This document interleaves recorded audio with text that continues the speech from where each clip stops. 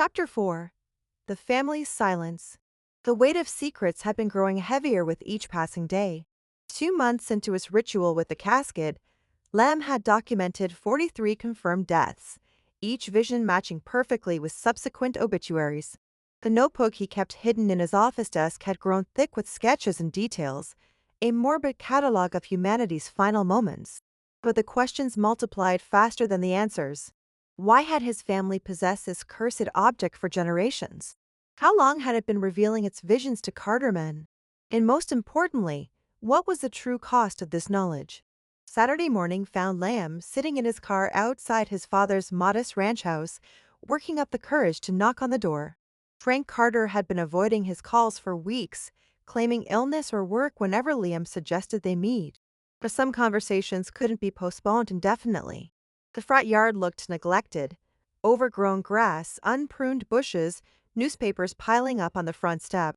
Through the windows, Liam could see closed curtains and no signs of life. For a moment, he wondered if his father was even home. The doorbell echoed hollowly inside the house. Long minutes passed before he heard shuffling footsteps and the rattle of multiple locks being disengaged. When the door finally opened, Liam barely recognized the man standing before him. Frank Carter had aged decades in the 2 months since delivering the casket. His hair had gone completely gray, his cheeks were hollow, and his clothes hung loose on his diminished frame. But it was his eyes that shocked Liam most. They held the haunted look of a man who hadn't slept peacefully in years. "Liam," his father's voice was barely above a whisper. "What are you doing here?" "I need to talk to you, Dad, about the casket." Frank's face went white. He gripped the doorframe so tightly his knuckles turned bone pale. "No, we're not talking about that thing. I have questions." "I don't care what questions you have." Frank started to close the door, but Lamb caught it with his palm. "Please, Dad, I need to understand what I've inherited." Something in his son's voice must have conveyed the depth of his desperation, because Frank's resistance crumbled. He stepped aside, allowing Lamb into the house, but his movements were those of a defeated man. The interior was worse than the exterior. Dishes piled in the sink, empty bottles scattered across surfaces, curtains drawn tight against the daylight. The house felt like a tomb, airless and abandoned. "You've been looking inside it, haven't you?" Frank asked, without turning around. He walked to the kitchen and poured himself 3 fingers of bourbon, despite the early hour. "How did you know?" "Because you have the same look I had." "The same look your grandfather had." Frank downed half the bourbon in one gulp, the look of a man who's seen too much. They sat at the kitchen table, surrounded by the detritus of Frank's deteriorating life. Liam waited, sensing that pushing too hard would cause his father to retreat entirely. "How long has our family had this casket?" Liam asked gently. Frank laughed bitterly. "Generations. My great-great-grandfather acquired it sometime in the 1800s. Family legend says he won it in a poker game, but I think that's bullshit. Nobody wins something like that. It chooses its owners." "What does it show you?" "You know what it shows you." Frank's eyes were hollow. "Don't pretend you don't. I can see it in your face, that mixture of fascination and horror. You've been watching them die, haven't you? Cataloging their faces like some kind of sick collection." The accuracy of the observation made Liam's stomach clench. "It's not sick, it's profound. I'm witnessing something extraordinary." "Extraordinary." Frank spat the word like a curse.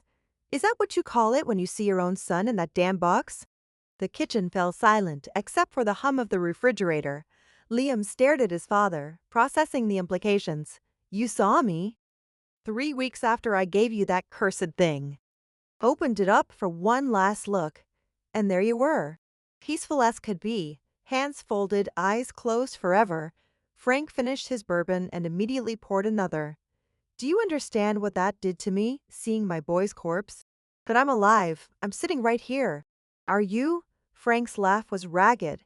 "Because I've been waiting for the phone call ever since, every day, wondering if today's the day I lose my son to that abomination." A chill ran down Liam's spine. In all his careful observations and documentation, he'd never considered that the casket might show him people from his own life. The visions had always been strangers, peaceful, anonymous faces that appeared in obituaries days later. Maybe it was wrong, he said weakly. Maybe the vision didn't mean. It's never wrong. Frank's voice was flat with certainty. Never. Every face I saw in that thing ended up dead within days. Every single one. How many did you see? Dozens, maybe hundreds over the years. Started when I was about your age, just married your mother. Thought I was losing my mind at first, then thought I was blessed with some kind of gift. Frank's expression twisted with self-loathing. Sound familiar? It sounded exactly familiar. The progression from terror to fascination to a sense of divine purpose. Lem had experienced every stage. What changed your mind? I started recognizing faces. Nevers. People from church. My boss at the factory. Bad enough when they were strangers, but when you start seeing people you know. Frank shuddered. Then I saw your mother. The words hit Liam like a physical blow. His mother had died when he was 12. Cancer, the doctors had said. A brutal, wasting disease that had taken her slowly and painfully. She was peaceful in the casket, Frank continued. More peaceful than she'd been in months of chemotherapy and hospital stays. I thought maybe it was a mercy, seeing her that way. Thought maybe the casket was showing me she'd be free from pain soon. And you never tried to warn her? Never tried to change what you'd seen? Frank's laugh was bitter. Oh, I tried. Convinced her to see different doctors, dragged her to specialists in other cities, even looked into experimental treatments we couldn't afford. None of it mattered. The casket doesn't show possibilities. It shows certainties. Silence stretched between them.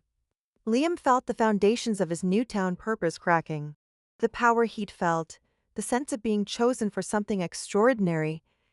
It was all built on a foundation of inevitable tragedy. Why didn't you destroy it? He asked. You think I didn't try? Frank stood abruptly and walked to a kitchen drawer. He pulled out a hammer, its head scarred and dented from use. I beat that thing with everything I could find. Axes, sledgehammers, even tried to burn it. Nothing worked. It repairs itself overnight, good as new. That's impossible. So are visions of the dead, but here we are. Frank set the hammer on the table with a metallic clank. The casket doesn't break, doesn't burn, doesn't age. It just waits for the next Carter to inherit it and start the cycle all over again. Then why did you give it to me? The question hung in the air like an accusation. Frank's shoulders sagged, and for the first time since Liam had arrived, his father looked directly at him. Because I'm a coward, he said simply.